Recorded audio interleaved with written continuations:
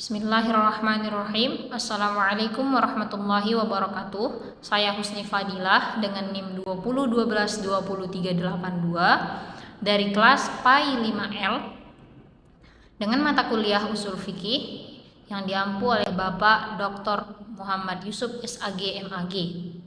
Video ini saya buat untuk memenuhi tugas akhir semester. Pada video ini saya akan membahas tentang hukum syariat. Yang pertama ada al-hukmu beserta hukum-hukum syara. Yang kedua yaitu tentang al-hakim beserta sifat-sifat Allah yang berkaitan dengan al-hakim. Yang ketiga ada mahkum fih beserta contohnya.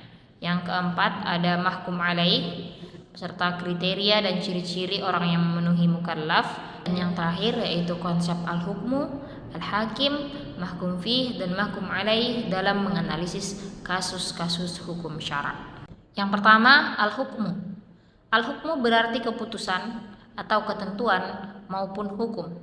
Maka al-hukmu dalam konteks Islam merupakan ketentuan yang ditetapkan oleh Allah Subhanahu wa taala dan Rasul-Nya yang mengatur semua aspek kehidupan manusia, baik itu ibadah maupun muamalah. Kemudian ada macam-macam al-hukmu. Yang pertama yaitu wajib.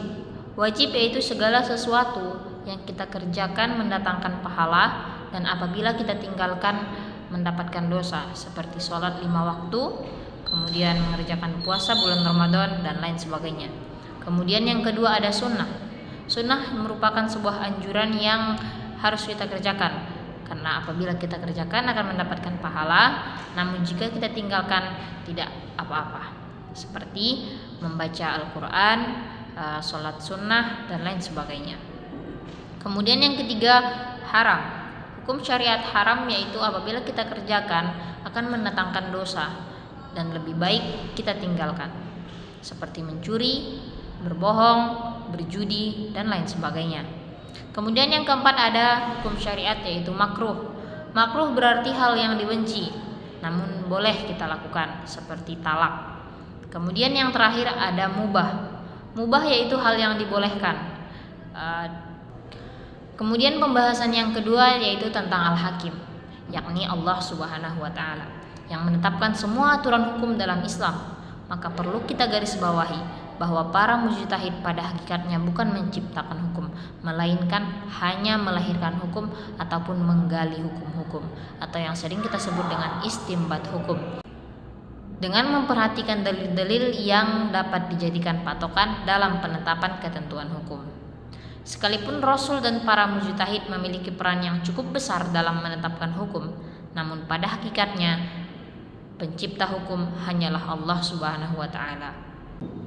Selanjutnya sifat-sifat yang berkaitan dengan al-hakim. Yang pertama ada sifat Allah yaitu al-alim, maha mengetahui. Allah memiliki pengetahuan yang sangat sempurna terhadap segala sesuatu. Kemudian ada al-adil yaitu maha adil. Allah menetapkan hukum-hukum syara dengan keadilan yang sempurna. Kemudian yang ketiga ada al-hakim yaitu maha bijaksana. Allah menetapkan hukum-hukum dengan kebijaksanaan yang sempurna. Kemudian ada yang keempat al-malik. Allah adalah raja dari segala raja, maka hukumnya adalah yang paling tinggi. Dan yang kelima ada ar-rahman dan ar-rahim, maha pengasih serta maha penyayang. Selain Allah maha adil dalam menciptakan hukum, Allah juga penuh kasih sayang dalam menciptakannya. Kemudian pembahasan yang ketiga yaitu mahkum fih. Dalam usul fikih, mahkum fih merupakan perbuatan yang dilakukan oleh seorang mukallaf atau sering juga kita sebut dengan objek perbuatan. Kemudian contohnya dalam praktek ibadah seperti sholat, tindakan sholat 5 waktu merupakan objek ataupun mahkum fih yang dihukumi dengan wajib bagi setiap orang muslim. Kemudian contoh lain ada puasa juga.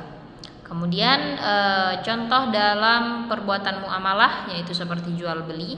Praktek jual beli merupakan objek ataupun mahkum fih dalam usul fikih yang dihukumi dengan boleh. Kemudian dalam konteks pidana Islam seperti kisos. Selanjutnya pembahasan yang keempat yaitu tentang mahkum alaih, yaitu seseorang yang perbuatannya dikenai hukum oleh Allah Subhanahu wa taala Dalam usul fiqh, mahkum alaih disebut juga dengan mukallaf atau subjek hukum atau orang yang melakukan perbuatan tersebut. Kemudian ada kriteria mukallaf.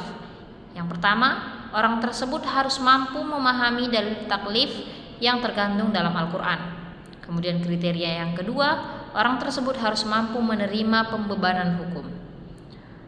Ciri-ciri seseorang itu mukallaf, yang pertama dia memiliki akal sehat, sudah balik atau dewasa, yang kemudian beragama Islam dan mampu memahami hukum-hukum. Kemudian pembahasan yang terakhir yaitu tentang konsep al-hukmu, al-hakim, mahkum fih dan mahkum alaih dalam menganalisis kasus hukum syara. Yang pertama, konsep al-hukmu. Al-hukmu merupakan inti dari proses analisis hukum karena memberikan penetapan hukum atas perbuatan seorang mukallaf, apakah dia hukumnya wajib, sunnah, makruh, haram ataupun mubah. Maka dengan menggunakan konsep al-hukmu, para ahli hukum Islam dapat menentukan hukum dari perbuatan seorang mukallaf. Selanjutnya konsep al-hakim.